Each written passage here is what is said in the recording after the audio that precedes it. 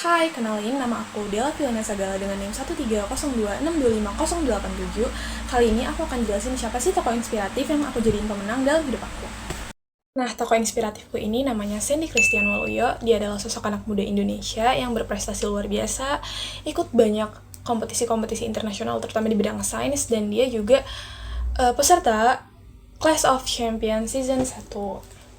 Mungkin bagi sebagian orang, aku milih Sandy tuh karena of course dia pintar, good looking, IPK-nya sempurna, kuliah di luar negeri, but di luar semua itu, aku lebih kagum sama pengalaman hidupnya. Bukan sekadar soal penghargaan, tapi gimana cara dia ngelola semua emosi-emosi itu menjadi suatu motivasi baru, dan dia tetap nyempetin buat berbagi ilmu sama orang lain walaupun dia sendiri pun lagi sibuk. In my opinion, yang bikin Sandy kelihatan jadi sosok pemenang dalam hidup aku tuh bukan cuma soal prestasi-prestasinya dia, tapi juga soal proses-proses yang dia jalanin. Long story short, Sandy itu sempat cerita kalau misalkan dia sempat down banget ketika dia ikut kompetisi internasional, karena di situ orang-orang naruh ekspektasi tinggi banget sama dia, yang dimana bikin dia jadi stres, down, bahkan mentalnya tuh acak-acakan, dan dia sempat ngurung diri di kamar dan nangis juga.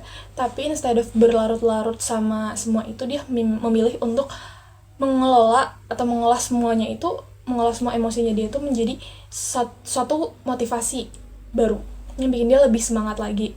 Dia ngatur ulang waktu belajarnya, dia minta dukungan orang tua, dia berdoa, terus dia berusaha bangkit walaupun mentalnya tuh lagi di situ jatuh banget.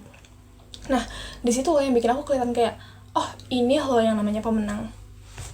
Nah, dari situ aku belajar kalau pemenang itu bukan cuma soal medali, piala, sertifikat, penghargaan lain-lain, tapi tentang proses kita, keteguhan hati kita, keberanian kita untuk tetap terus melangkah, itu juga bisa disebut sebagai proses. Jadi ada baiknya kita mengubah pola pikir kita yang tadinya tuh pemenang tuh selalu orang yang juara, tapi orang yang tetap berusaha itu tuh juga bisa disebut pemenang.